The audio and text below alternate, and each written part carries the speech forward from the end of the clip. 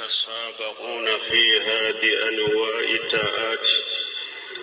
ويتوبون من سيئات. وأشهد أن لا إله إلا الله وحده لا شريك له في ربوبيته وإلهيته وما له من الأسماء والصفات. وأشهد أن محمدا عبده ورسوله أول سابق للخيرات، صلى الله عليه وعلى آله وأصحابه الذين هم كل أوقاتهم طاعات، وسلم تسليما كثيرا. أما بعد أيها الناس، اتقوا الله تعالى واغتنموا مواسم الخير قبل فواتها، وحاسبوا أنفسكم عن جلاتها وحفواتها، واعلموا أن الفرص لا تدوم، وأن الآمار مهددة بأجل معلوم، وسيهل عليكم سحر عظيم وينزل بكم ضيف كريم، شهر رمضان الذي أنزل فيه القرآن هدى للناس وبينات من الهدى والفرقان. أنبياء الله مسمي ناي تريتو هيرا تريتو كي أكا جوني نيوبي نيوغوندا وهيرا تريتو كنو نبطن نوني أتامني أني نوبي توبي كبوكا جنوبولا أنوكا على فتو ambe seria masite minne batochi ala makka kani ala kelente ute je nyogonte alala aka dalila je nyogonte alala aka batola je nyogonte alala to nyuma munun ni ma ko to nyuma munun bala je nyogonte ala ola ambe seria muhammad wala ka dondo wala ka chidendo alede mugo kolo kolo mimbe mugo dakata hera ko kelima kisi ani nema abe jiden kana ka dunkew ana ka shebo ulum munun ka wakati beye fatoye ala yu kisi ala ko kisi min ka taposobe no temena ka boye hadama de wa israila ye masamin korota lendo alaye hera teretu munun ke awuye aku bara nyogonya ka bara kono kama ukuma tarafa sanu kata kauda aya yere kun koloshi ka yere konte bo ka yere jate bo fili munun nyawusoro kata munun nyawusoro aya yere koloshi ka yere konte be ulo farala akado hadamade ni wakati bi bolo tambi bolo ni alaye tambi ma wakati mi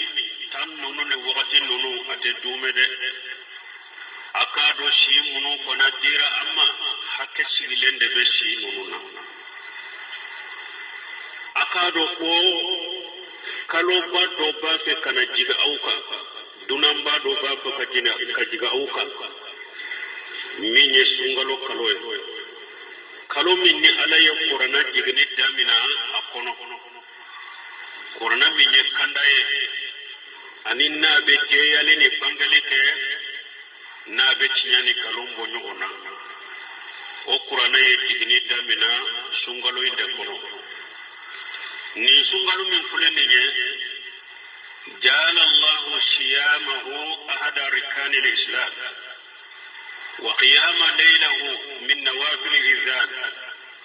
وهو الشهر الصبر وشهر الإحسان وشهر الرحمة والمغفرة والإتق من النيران وشهر مدافعة الحسنات وتكفير السيئات وشهر ينتصر فيه الحق على الباطل فيتغلب فيه المؤمن على نفس الأمارة بالسوء وشهر يقل فيه الشياطين فتزيل الموروثات عن فعل الطاعات وشهر شهر فيه ليلة خير من 1000 شهر من حرم خيرها فقد حرمها بل مو أنكادو نينجنان باي ويسنغلو دي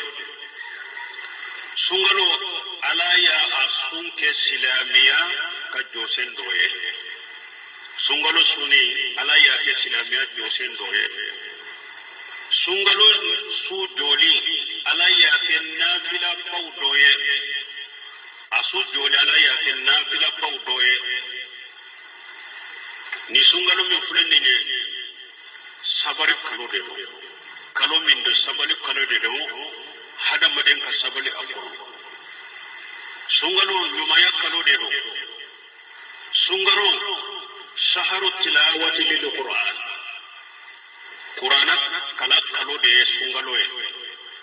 سنغلو ينما كلو دي سنغلو جنوب يافا كلو دي سنغلو يجون كفورا يا كلو دي كبوت تسموما سنغلو يكلو دي بارا نمو بجيد أفنو بارا جنوب يافا أفنو جنوب يافا أفنو سنغلو يكلو kalon min nichinya bedeme kalon ka sungalo ya kalon min ni mu'mini be she anima ni min nabi nyamre ni fojuye sungalo ya kalon ya shaytanu bede no joglo wala akono shaytanu be shiri akono fi mu fe be hada madin mina ka bo patoma o bebe wuli o bebe boye sungalo en kono ni sungalo suba kono sumi ni afato kausa kalo bakeleye ni alaye ngome haramuya ni sui aherama yekumantera haramu ya rafembama awambali mo ni kalo me fulene nye aya kumbe ni herai aya kumbe ni sunjai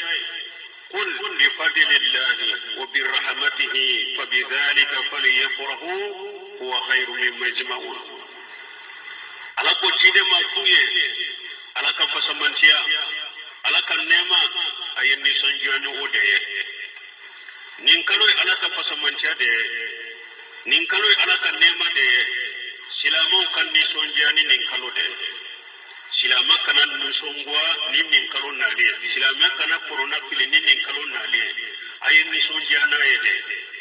ala ka fasamantiya ala ka nema ayen ni sonjana ko de kaw sakatme abejiya nema munu faranyo ka ani jiya na ko balmo nin kalo labin ka ke ka kono imako ni sonja ka ke ka kalo imako labin folo ye munye an ka tubi وتوبوا إلى الله جميعا أيها المؤمنون لعلكم تفلحون لبن فرفلو كان ينكلوا يكون بكتوبي أنك توبي كبو جنوبولا نفلان كفو يبمين بنا كبابا توبي كفولا نفلان كفو يفتني بمين بنا توبي كفولا نبيان كبابا يبين بنا توبي كفولا biriya min be kafiriya biriya min ye kabaira junubu ye ala soso ni junubu munun be hada maden bolo an ka tobe kabo an ka junubu la ka kanu in kumbe hada maden junubu to hada maden shirku hada maden fulan ka foya hada maden biriya ni alama faraika ibe sum min ke farajite surala ibe joli min ke farajite surala an ka tobe ala yira yode ko ako wa tubu ila allah jami'a ayyuhal mu'minuna la'allakum tuflihun ako beka sagi kata alama abeka tubi kata alama mu'minu obeke sababu ye abekanye obeke sababu ye abendi yoroso ala fe aya wore ko ala ko man lam yatub fa ulaika hum zalimun ala ko ni mu'min matubi ka boy ka junubula uletigla mo de to yali kelawiye wa qala sallallahu alaihi wasallam كل بني آدم خطاء وخير الخطائين التوابون جيدان ko hada maden be kataw mi hada maden kataw tela nyumo yemo jumanye munu be tubi kata ala donc nin kalo Allah be foro munye nin ko anka labbe tungaro nye do ba jarte minade dumuni baw kasa mi fen baw kasa ay labben folo ye munye o ye tubu an ka tubi ka bo junubu la kanjeya kalo inye parce que kalo inye kalo bade depuis kalo in su folo akan nema damirana depuis kalo in ka su folo a hera damirana anana hadisa salim kono qala sallallahu alaihi wasallam إذا كانت أول ليلة من رمي شهر رمضان صفدت الشياطين ومرضت الجن وغلقت أبواب النار ولم يفتح منها باب وفتحت أبواب الجنة ولم يغلق منها باب نادى منادي يا باغي الخير اقبل ويا باغي الشر اغسر ولله أتقاء من النار وذلك في كل ليلة رواه الترمذي وابن ماجه وصححه الألباني جيدن ko akon depuis sungalo sufolo akon ni sungalo sufolo no do nadoro ala be setanu besi ani jinna kanna gelo ala busi jahannaba bonda bebe datu bonda kelete daye ala ba ko mari ke ka jahannaba bonda be datu bonda kelete daye arjanna bonda bebe dayele ala ba ko arjanna tibariya be malika mun ko arjanna daw beyele da kelente da arjanna daw beyele da kelente da woni dikela do be woni dike awa aba ko hera nyini naw ayena ayanye si aya kumbo mu'min te hera nyini naye ekidai ebe yoro me kidaye de e kani kumbo e kanana don wodo suwoso ala be mo do kan horiya ka bo jahanda batta sumama o be ke sungalo su be de la ko ka sungalo sa wala mon ni nya kalo baye de qur'ana tigini damina na ale de ko depuis asu folo setane o be siri jinna kanna gelo be siri arjanna daw be be ngele da kelente da tubu jahannaba daw be tubu da kelente da yele woleli kelo be woleli ke hera nyini no ayanye shi hera nyini na talo o kadai so ala be hada madon do kan kore ya ka bo jahannaba tasu donc la ben foro kanin kalo bayin kumbe o kake tubu ye la ben furana al-ikhlasu lillah an kan du sukun kalasi kasigi kanin kalo imako ambe sum mununke ukake ala kama koe ukake ala kama ambe sallu mununke ukake ala kama ambe sarakati munun nyuma yake ukake ala kama dusukun khakalasi kiden ko man sama ramadana imana wa ihtisaba kufira lahu ma taqaddama min janbi kiden ko lim ngum ni sungalo yisu illi mananeno naye ki dusukun khalasi alaye ani ibadate mina kona ko ala bi sallallahu alaihi ni sungalo ani sungalo min tamina ulen nyogon te junubu misala ba be ya faye wama umiru illa liya'budu Allah mukhlisina lahu din Allah fana ko ale ma hada madaw nya marani foye konko anka ala kelefo batu kanka batu be kala shakala donc ninde ye purana mo ko biskun clash alaye kasigi kanin kaloy makono ka kene biskun clash kumo fembe kan kono ne bato e kan kene biskun clash ni hada madam mafi mo fen kene biskun clash ala mo ko taala ala ko hadithu do qudsiya kono ana akhina suraka an shirk man amila amala fasiraka fi ma khairi takituhu wa shirka ala ko je nyogo naw gera be sika kari nyogo na togomi ne ala be sika kari ka je nyogo na kateme auka ni mugo ni e bara do kene ala ye fe wore korane ala ko bara yu kono nanga eni ka bara benne ala makota shi makoti ne ka bara bela ni nde fula be biskun hakala sika kalo makko la be sabana attaqwa allah anka ala ya siranya ke ka kalo ka nyeshi parce que sunyere na kunye munye sunyere ku ala yoko ya ayuha alladhina amanu kutiba alaykum siyam kama kutiba alal ladina min qablikum la'allakum tattaqun alaku mu'minu ni ala ye sunke au ka farda komi sunke ra mo ka farda to komi mo munun tamina unye sun farda ko au ka mundo anake sababu yana sir ala ye sun kunyire ye ala ya siranya nyini de donc anka ala ya siranya ke akalu kumbe ari ya siranya fana ye tumaye attaqwa ali ibn abi talib ko attaqwa hiya al-khawf min al-jalil والعمل بالتنزيل وقناعة بالقليل والاستعداد ليوم الرحيل. علي بن ابي طالب قال يسرني بيني ويكسر على علي خوف من الجليل. قال يسرني بيني كسر على كله وفلان فلان والعمل بالتنزيل يكبرك القرآن. على القرآن من جي كبرك سبنا والقناعة بالقليل على يفعل فتن من ديما كي وسطولا كي كاري بغاية فتن من ديري ما كي وسطولا نارنا والاستعداد ليوم الرحيل إكي لمبه ولي الدنيا قيامة لا غرا إكي لمبه غفنايا أولي بن أبي طالب قال يسرني النيدي وقال سلم بن حبيبي التقوى الله أن تعمل بطاعة الله على النور من الله ترجو ثواب الله وتترك ما شاء الله على النور من الله تخاف عذاب الله. ترغب الحبيب فلا يسرني مني أقوي كبارك إني على بطوي دوني كا نيجي بي على كسرلا إيكا على سوسو يكا توي دوني كا ني بسرا على كجنة كتوكو donc on kasira alanya siranya anko ke kakalo yumbe ninde sabana nani ne munye sabana intewa ni sabana inkono nana ka alanya siranya ke kakalo yumbe akuru de hari ni sungalo nana hada madau ni ita sunna kabo dufe undoni ma ita minana kabo mizo minina telefono nala awa sufe fana bo chola nyau kamina kabo haramu lajema nun kamina kabo haramu kasa minanema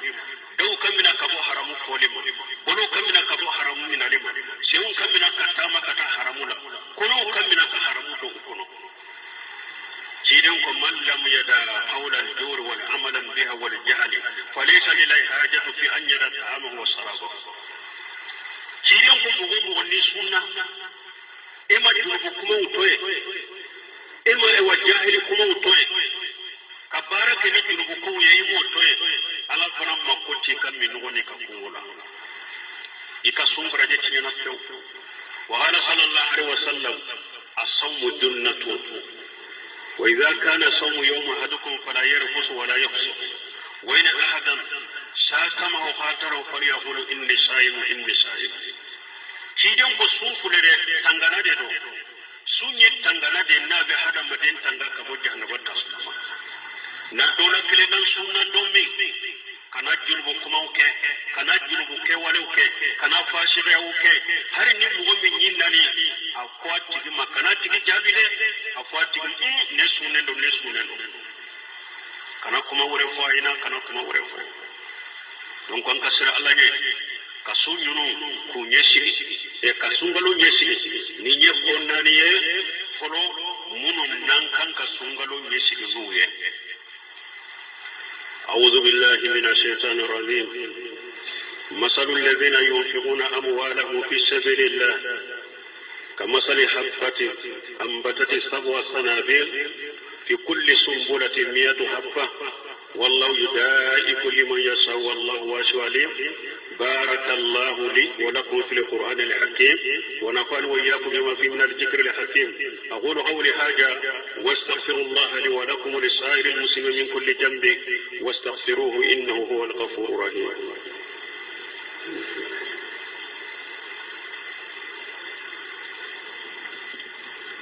الحمد لله رب العالمين والصلاة والسلام على نبينا محمد وعلى آله وصحبه وسلم تسليما كثيرا.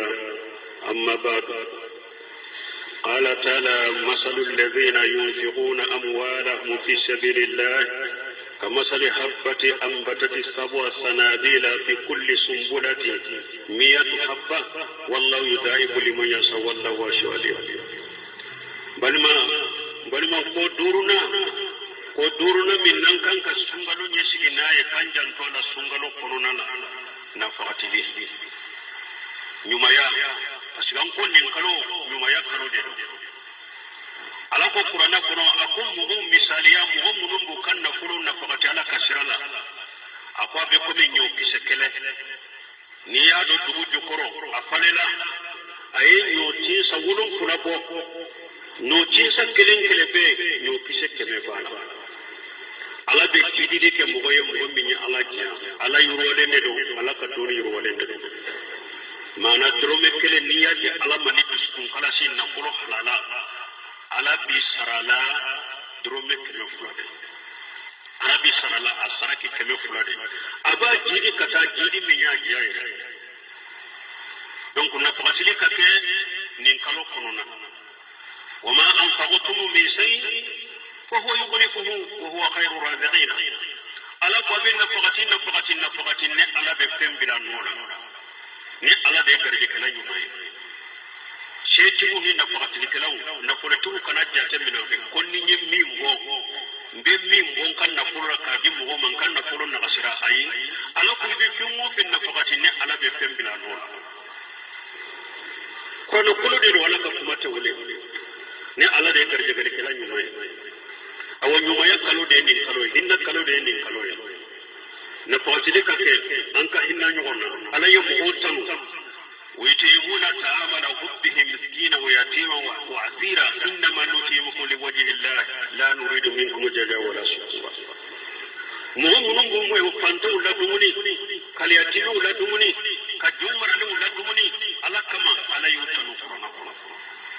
ala ko be mo la dumuni la be fanta la dumuni wala timu la dumuni be do mara la dumuni ni min fulani nya o te saranye ne mo fe kona de o ba ko inna ma nuti mukum li wajhi allah la nuridu minkum jaza wala shukura aw nya allah dumuni ala de kama ante barakata ni na o fe ante saranye na o fe e wonna particular ka to o ci odena lan tanalu albirra hatta tunfiqu mimma tuhibbuna ala ko hada madan ta shiga kin nyuma mo nyuma dafale nyuma ya yere dafale te so ko sura bada ko aw yere ben na kulun muno fede akore na fati ko da aka hari aya min tamna ko ite muna ta'amala kubbi dumuni min kadu yere walo min kadu yere o bo walo yinde di fatawma lan tanalu birra hatta tunfiqu mimma tuhibbuna hada madan ta shiga nyuma ya dafale sura bada ko ayere ben na kulun muno fede akolu de na fati wala tayammamu al-khabisa minhu tunfiquna hada madan kan kan na kulu jukuman kulul laje kutto mo kuta kugu di fanto mo udi alama ayin kadi yere o de ko awa ka hinna juko misiri kele mo aka hinna juko kin kele mo aka hinna juko sinju kono kolimo kono setu aka balimo mo fanto do abudo صدقة للمسكين صدقة ولا جرهم صدقة وشيلة كيرين كو فانتون تو تيا فانتان تو نيه نيمان كو كويه صدقة برجي دبيه لي بالي مسرو نيه نيمان كويه كيرين كو برجي فلا دبيه صدقة تو برجي بيه سيجي تو برجي بيه أكهين نيوغنا أنكر نفقتك من نفس للمسلم كربة من كرب الدنيا نفس الله عنه كربة من كرب يوم القيامة من يسر المؤسر يسر الله عليه في الدنيا والآخرة كيرين قولي مغم من يجليان تكابو فانتان كسلامة كان نجيان ينمو يقنو على باللاغرة كجليان ودو تكابو يفنكا ni mugo min yen no yake fantan yen jianya no ya kono lagara ana ben no yake yede jiani lagara anka hinna nyugo na bali mo janko ko mi be jiya kono de ko mi be jiya kono nyina be nya be ala aw ala ka dimi fana jiden ko sadaqatul khafiyya tutfi qadab Allah ako sadaqat ko le ka sadaqati ko ka dogo ka di fantamma jiden ko be ke sababu ka ala ka dimi faga ka bo donka komi mediya kono be baɗo e wo sarakati bo ɓe ke sababu e ka korota ala ka dimi de ye koyin jigi sarakati bo ɓe se ka wuli ka hinna ñogona nin kalo bamin na to fule ka hinna ñogona ka ñogon makara nin de duru nayi an kan kan labbe ka sungalo makono nayi woro nayi muñe